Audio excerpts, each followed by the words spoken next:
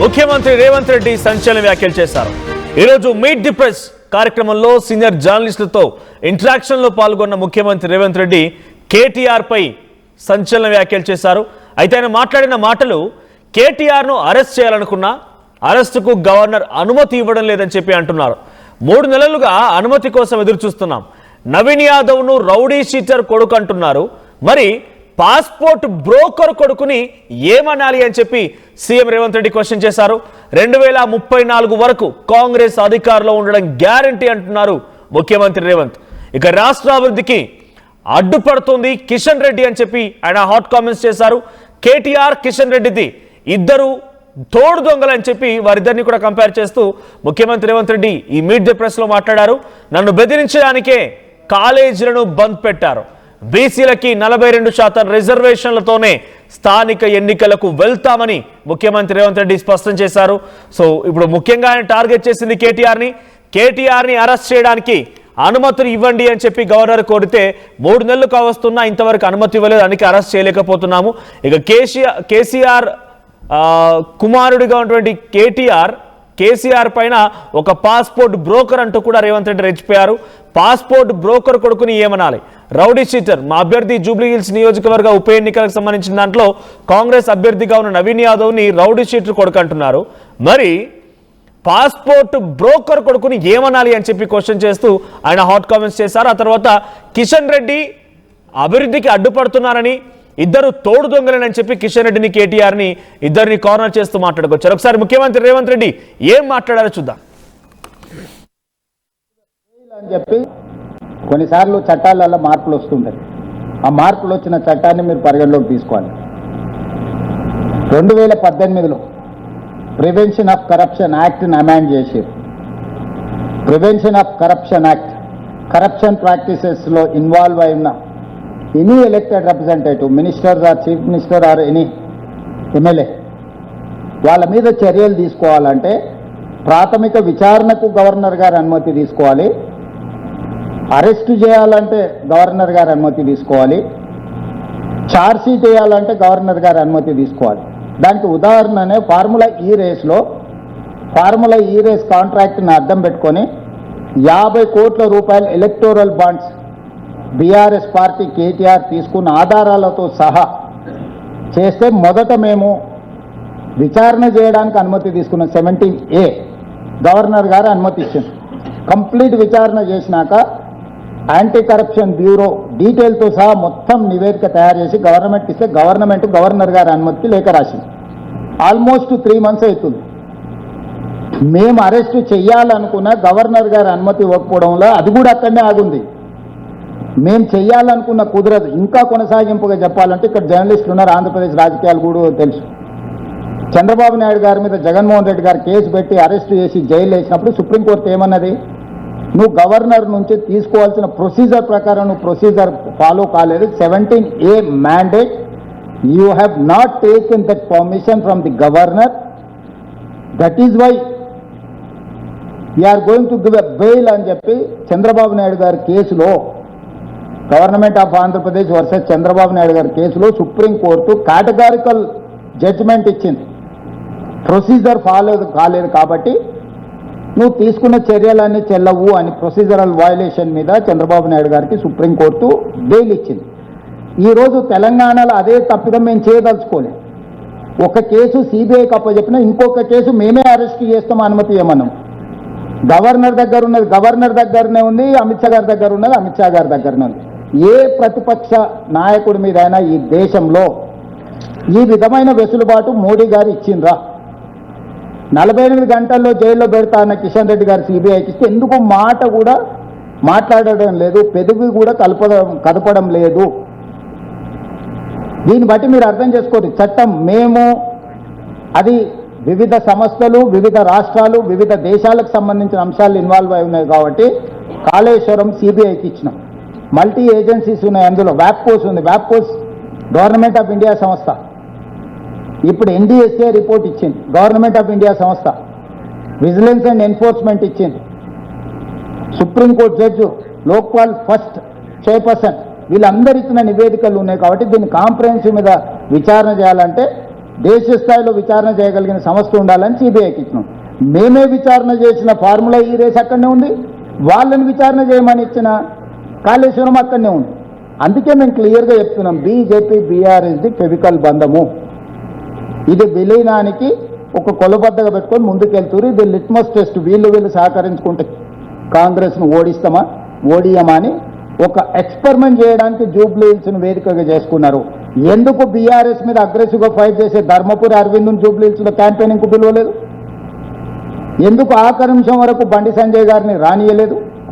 ఎందుకు పక్కనే ఉంటాడు విశ్వేశ్వరరెడ్డి, ఆయన జూబ్లీ హిల్స్లోనే ఉంటాడు. విశ్వేశ్వరరెడ్డిని ఎప్పుడైనా రానిచ్చిందా?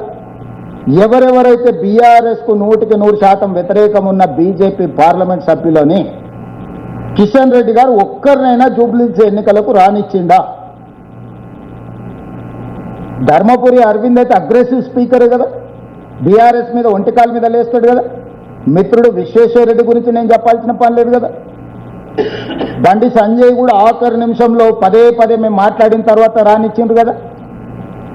ఇట్లా బీజేపీలో బీఆర్ఎస్ పొడగిట్టని నాయకులు ఎవరైనా జూబ్లీహిల్స్ ఎన్నికల ప్రచారంలో పాల్గొన్నారా? చిన్న ఎన్నికలు, కౌన్సిలర్ ఎన్నికలు, సర్పంచ్ ఎన్నికలకు యోగి ఉత్తరప్రదేశ్ ముఖ్యమంత్రిని తెచ్చారు, గుజరాత్ ముఖ్యమంత్రిని తెచ్చారు, నరేంద్ర మోడీని తీసుకొచ్చారు, అమిత్ షాని తీసుకొచ్చారు, కర్ణాటక ముఖ్యమంత్రి, ఇట్లా ఎన్నో ముఖ్యమంత్రులను తీసుకొచ్చి ప్రచారం చేశారు. మీరే గత సాక్షి. జూబ్లీహిల్స్లా ఒక్క పిట్టనైనా వచ్చి వాలిందా బీజేపీది?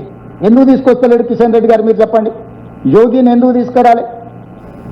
హిమంత్ మీకో కేసు అప్పగించాం, మీరు అరెస్ట్ చేయండి, మాకో కేసుకు అనుమతి ఇవ్వండి అని చెప్పి నేను గవర్నర్ దగ్గర అడిగితే అటు కాళేశ్వరంకి సంబంధించి దాన్ని సిబిఐకి అప్పగించి ఏసీబీ విషయంలో కార్ రేస్ దాని గురించి అరెస్ట్కి అనుమతి ఇవ్వండి అని అడిగితే గవర్నర్ పెండింగ్లో పెట్టారు. ఇక కిషన్ రెడ్డిని కార్నర్ చేస్తూ కిషన్ రెడ్డి విషయంలో ఆయన బండి సంజయ్ని రానివ్వలేదు, ధర్మపురి అరవింద్ని రానివ్వలేదు, పక్కనటువంటి కొండ విశ్వేశ్వరరెడ్డిని కూడా రానివ్వకుండా ఒక్కడే తిరిగాడని ముమ్మాటికి బీఆర్ఎస్ పార్టీకి లాభం చేకూర్చడం కోసమే ఇద్దరు తోడు దొంగలను మాట్లాడుకొచ్చారు.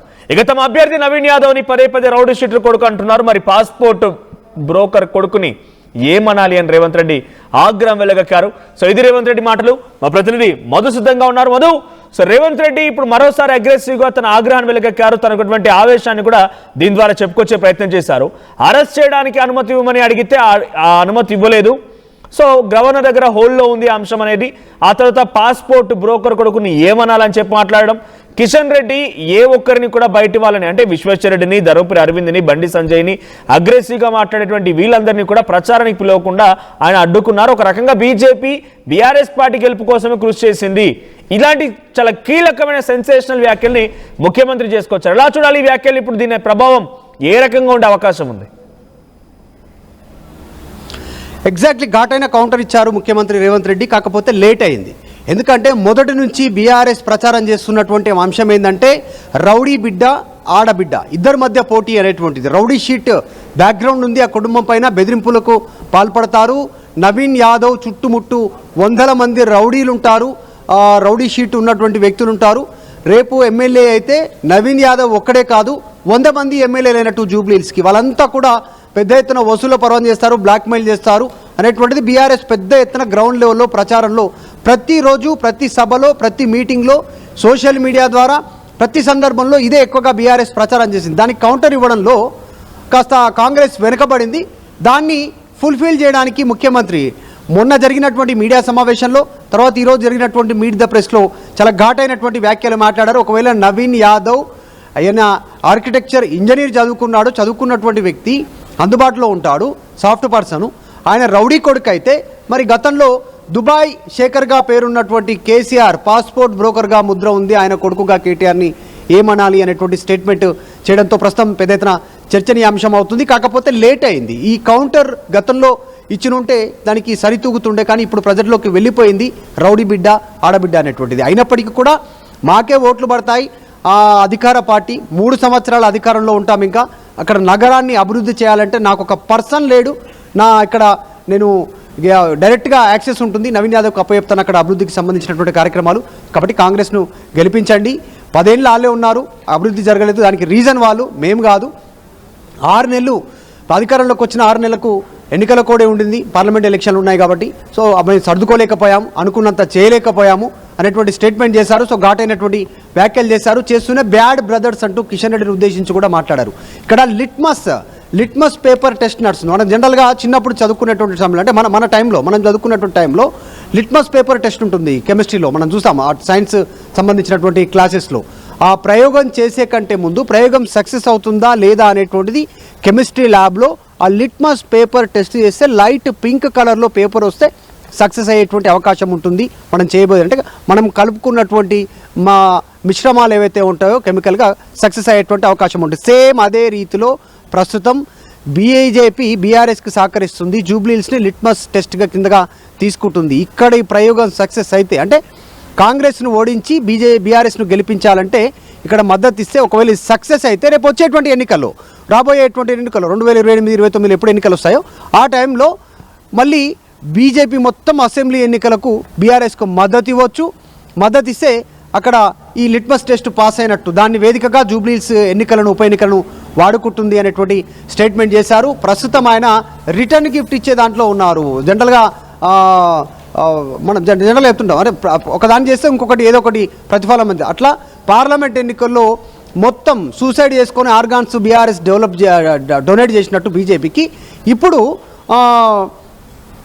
వాళ్ళు రిటర్న్ గిఫ్ట్ కింద జూబ్లీహిల్స్ ఎన్నికల్లో వీక్ అభ్యర్థిని పెట్టి ప్రచారానికి ఎవరిని పిలవకుండా కొండా విశ్వేశ్వరరెడ్డిని కానీ అగ్రెషన్గా స్పీచ్ ఇచ్చేటువంటి అరవింద్ ధర్మపురిని కానీ బీఆర్ఎస్ పైన ఒంటికాల్లో లేచేటువంటి నాయకులందరినీ దూరం పెట్టారు. బండి సంజయ్ని కూడా రానియకపోతే చివరాఖర్లో బండి సంజయ్ వచ్చి బలవంతంగా ప్రచారం చేస్తూ ఉన్నారు. సో ఇది కాదా కిషన్ రెడ్డి వాళ్ళతో కుమ్మక్కయ్యాడనే తెలియనటువంటి విషయమా ఇది అనేటువంటిది. అయినా బ్యాడ్ బ్యాడ్స్ డాడీతో ఉండడానికి ఇష్టపడినటువంటి కేటీఆర్ సో ఆయన కేటీఆర్ అంటే దగ్గర ఉండకుండా కేసీఆర్ పోయి ఫామ్ హౌస్లో ఉంటున్నాడు. చెల్లె వదిలేసి వెళ్ళిపోయింది. సో ఇట్లాంటి సిచ్యువేషన్ అట్లాంటి ఆయనతో నీకు సాహసం ఏంటి కిషన్ రెడ్డి అంటూ ఆయన తీవ్రమైనటువంటి వ్యాఖ్యలు చేశారు. ఇక అభివృద్ధి విషయానికి వస్తే అభివృద్ధి చేస్తూ ఉన్నాం, గత కొంతకాలంగా చేస్తూనే ఉన్నాం, ఇంకా మరింత ముందుకు వెళ్ళేటువంటి అవకాశం ఉంటుంది జూబ్లీహిల్స్ గెలిస్తేనేటువంటి స్టేట్మెంట్ చేశారు. స్థానిక సంస్థల ఎన్నికల్లో కూడా 42% రిజర్వేషన్తో ముందుకు వెళ్తున్నాం అనేటువంటి ఒక క్లారిటీ ఇచ్చే ప్రయత్నం చేశారు ముఖ్యమంత్రి. సో ఢిల్లీలో గతంలో చెప్పులు ఎత్తుకపోయేటువంటి వాళ్ళ మమ్మల్ని చూస్తున్నారు ఢిల్లీ పోతే అనేటువంటి స్టేట్మెంట్ చేశారు. దానిపైన కూడా క్లారిటీ ఇచ్చారు. ప్రస్తుతం అట్లా చెప్పులు ఎత్తుకపోయేలాగా మమ్మల్ని చూడట్లేదు, ఢిల్లీ పోతే మంచిగానే చూస్తున్నారు అనేటువంటి క్లారిటీ కూడా ముఖ్యమంత్రి ఇచ్చారు. రైట్ మధు, ఏదో సందర్భాన ఏదో ఒక అంశాన డెఫినెట్గా జూబ్లీహిల్స్ని టార్గెట్ చేసి మాట్లాడుతున్నారు ఆయన. సో అటు మీట్ ద ప్రెస్లో మాట్లాడినా, మొన్న కాలేజీలకు సంబంధించి బంద్ విషయంలో మాట్లాడినా, ఎక్కడో ఒక అవకాశం తీసుకొని జూబ్లీహిల్స్ గురించి ప్రత్యేకంగా ఆయన చొరవ తీసుకొని దాదాపుగా ఆయన డోర్ టు డోర్ వెళ్ళలేదు, కానీ గల్లీ ప్రచారం చేసినట్టుగానే భావించాలి. ఎందుకంటే కార్నర్ మీటింగులు పెట్టినా లేకపోతే ఆయన ఎక్కడెక్కడ అడ్రస్ చేసినా కూడా దాదాపుగా ప్రతి ఒక్కరు టచ్ చేసే ప్రయత్నం చేశారు. సో ఈసారి ఎన్నికల్లో రేవంత్ రెడ్డి డైరెక్ట్గా నన్నే అభ్యర్థి అనుకోండి అనే రకంగా కూడా మాట్లాడుకొచ్చారు. సో ఇప్పుడు ఏం జరగబోతోంది, ఆయన ధీమా ఏంటి, అలా ఎలా తన ధీమాను వ్యక్తం చేస్తున్నారు?